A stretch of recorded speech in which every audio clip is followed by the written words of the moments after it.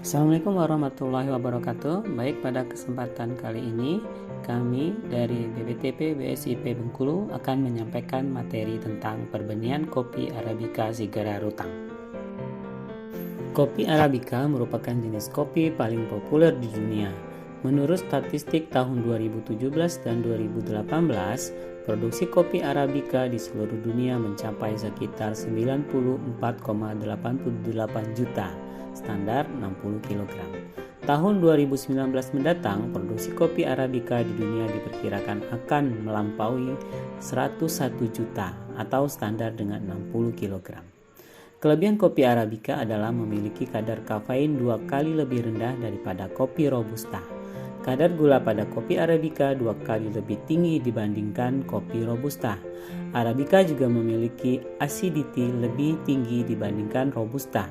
Kopi Arabica harganya lebih mahal dibandingkan dengan kopi Robusta, dikarenakan lebih sulit merawat tanaman kopi ini hingga waktu panen. Biji kopi Arabica bentuknya oval dan ukurannya sedikit lebih besar dibandingkan biji kopi Robusta.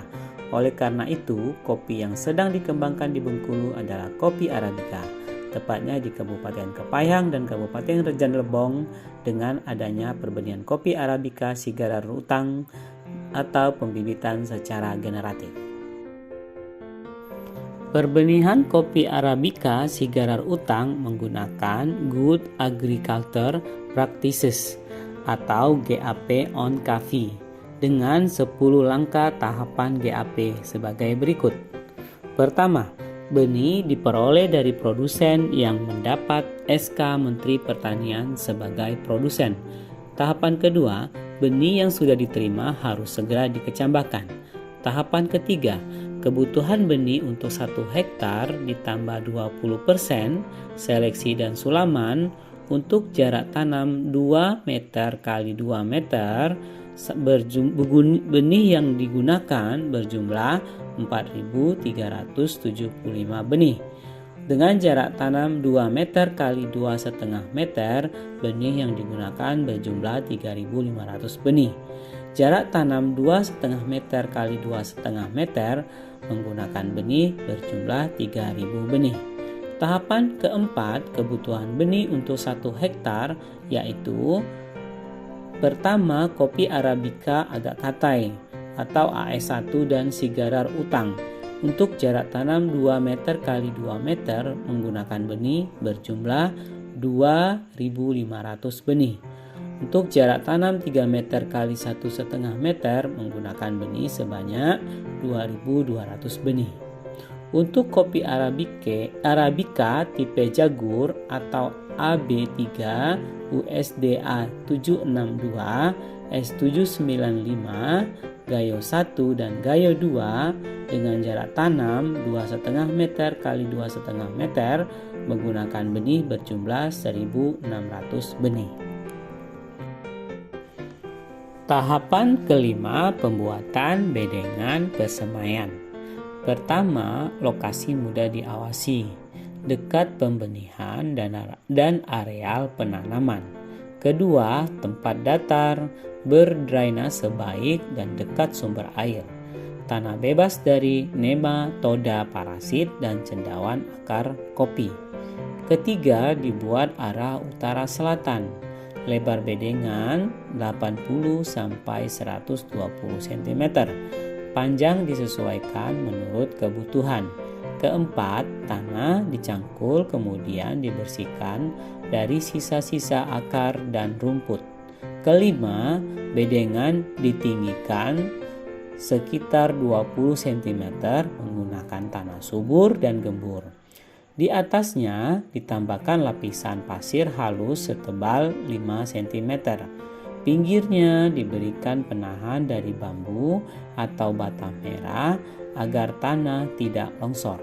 Keenam, untuk mencegah nematoda parasit dilakukan fumigasi dengan Fapam 100 ml per 10 liter air untuk setiap meter persegi bedengan. Bedengan ditutup plastik selama 7 hari. Kemudian benih boleh disemaikan. Ketujuh, bedengan diberi atap atau naungan berupa alang-alang, daun tebu, kelapa, dan lain-lain, tinggi sebelah barat 120 cm, sebelah timur 180 cm. Tahapan keenam, penyemaian biji. Pertama, sebelum biji disemai, bedengan disiram air sampai jenuh. Kedua, penyemaian benih dilakukan dengan membenamkan biji sedalam kurang lebih 0,5 cm. Permukaan benih yang rata menghadap ke bawah. Jarak tanam benih 3 cm kali 5 cm. Ketiga, setelah benih tertata di atas bedengan, di atasnya ditaburi potongan jerami atau alang-alang kering agar terlindung dari sengatan matahari maupun curahan air siraman. Tahapan ketujuh, pemeliharaan di pesemaian. Pertama, setiap hari kecuali ada hujan, bedengan disiram air dengan menggunakan gembor dan dijaga jangan sampai ada genangan air. Rumput yang tumbuh dibersihkan. Kedua, sebaiknya dipakai air penyiraman benih tidak tercemar pestisida. Ketiga, sesudah sepasang daun membuka atau stadium kepelan, benih segera dipindah ke media kantong plastik atau polybag atau bedengan pembenihan. Tahapan ke-8, pembuatan bedengan pembenihan. Pertama, bedengan dekat lokasi penanaman. Kedua, cara membuat seperti pada bedengan pesemaian. Ketiga, media tumbuh berupa campuran tanah atas, pasir, pupuk kandang dengan perbandingan 3:2:1. Keempat, untuk tanah atas yang gembur cukup tanah dan pupuk kandang dengan perbandingan 3:1. Yang kelima, dapat dipakai tanah hutan lapisan atas atau 0-20 cm tanpa campuran pasir dan pupuk kandang. Keenam, bedengan dapat menggunakan naungan alami lamtoro atau pohon lain yang meneruskan cahaya difus. Ketujuh, benih ditanam dengan jarak 20 cm kali 25 cm. Tahapan ke-9, penanaman dalam polybag. Pertama, ukuran kantong plastik 5 cm kali 25 cm, tebal 0,08 mm, diberi lubang 15 buah. Ukuran kantong ini cukup untuk varietas Kartika. Untuk varietas lain, ukuran kantong perlu disesuaikan.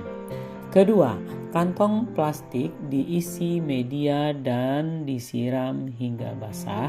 Kemudian diatur atau ditata di bedengan dengan jarak antara kantong kurang lebih 7 cm. Sehingga dengan lebar bedengan 120 cm dapat diletakkan 6 baris kantong plastik. Ketiga, pilih benih yang tumbuhnya normal dan sehat. Akarnya dipotong 5-7,5 cm dari pangkalan. Keempat, benih ditanam dalam polybag dengan melubangi media atau ditugal sedalam kurang lebih 10 cm. Tanah dipindahkan agar akar tidak menggantung atau tanah berongga diusahakan agar akar tidak terlipat atau bengkok. Tahapan ke-10, pemeliharaan benih. Pertama, intensitas cahaya di pembenihan kurang lebih 25%. Secara bertahap, intensitas cahaya dinaikkan dengan membuka naungan sedikit demi sedikit. 2. Penyiraman disesuaikan dengan kondisi kelembaban lingkungan. Ketiga, media digemburkan setiap 2 bulan sekali. Pemupukan sesuai umur benih. Pupuk dibenamkan atau dilarutkan ke dalam air. Dosisnya umur 1-3 bulan 1 gram. Urea plus 2 gram TSP plus 2 gram KCl umur 3-8 bulan berjumlah 2 gram urea. Urea diberikan 2 minggu sekali. Apabila berupa larutan diberikan dengan konsentrasi 0,2% sebanyak 50-100 ml atau benih atau 2 minggu. Kelima, pengendalian hama, penyakit, dan gulma dilakukan secara manual atau kimiawi. Hama yang sering menyerang benih kopi yaitu ulat kilan, belalang, dan bekicot. Penyakit yang sering dijumpai yaitu penyakit rebah batang atau Rhizoctonia solani. Keenam, benih siap tanam umur 10-12 bulan dari penyemaian.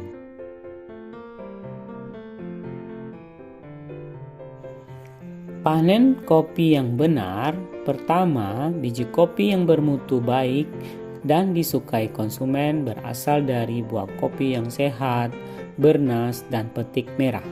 Kedua, ukuran kematangan buah ditandai oleh perubahan warna kulit buah telah memerah. Ketiga, buah kopi masak mempunyai daging buah lunak dan berlendir serta mengandung senyawa gula yang relatif tinggi sehingga rasanya manis. Sebaliknya, daging buah muda sedikit keras, tidak berlendir dan rasanya tidak manis karena senyawa gula belum terbentuk secara maksimal. Sedangkan kandungan lendir pada buah yang terlalu masak cenderung berkurang karena sebagian senyawa gula dan pektin sudah terurai secara alami akibat proses respirasi.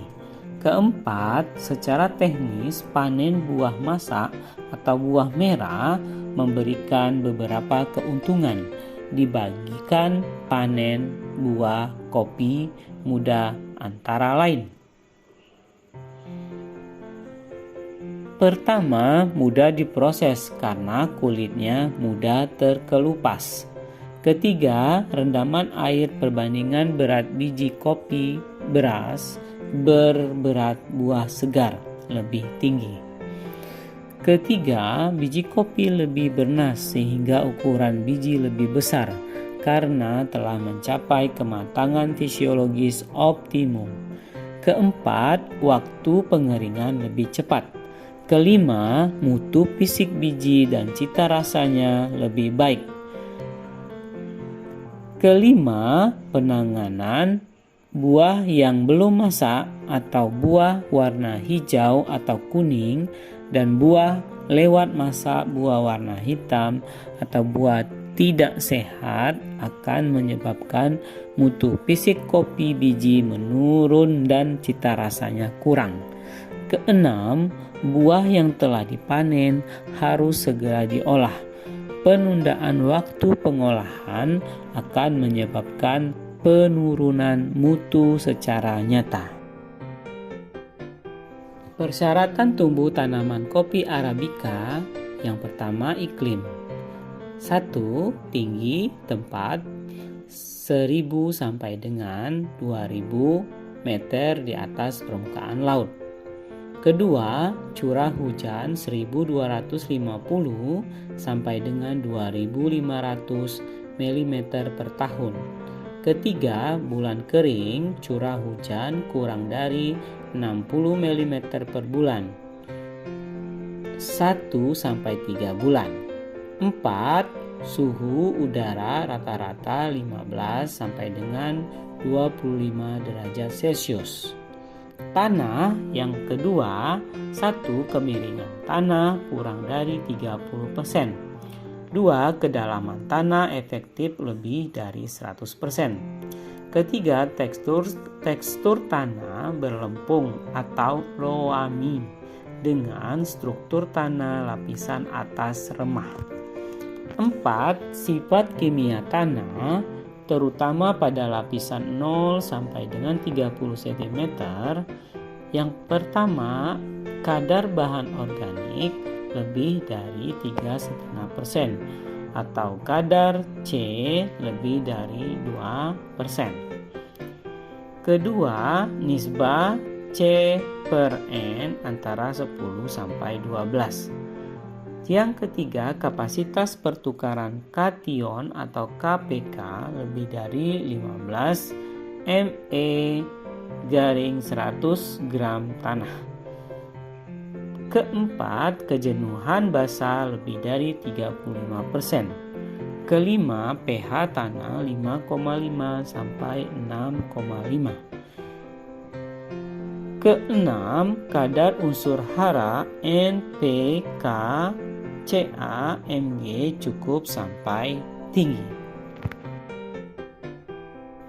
Sekian, semoga bermanfaat. Terima kasih.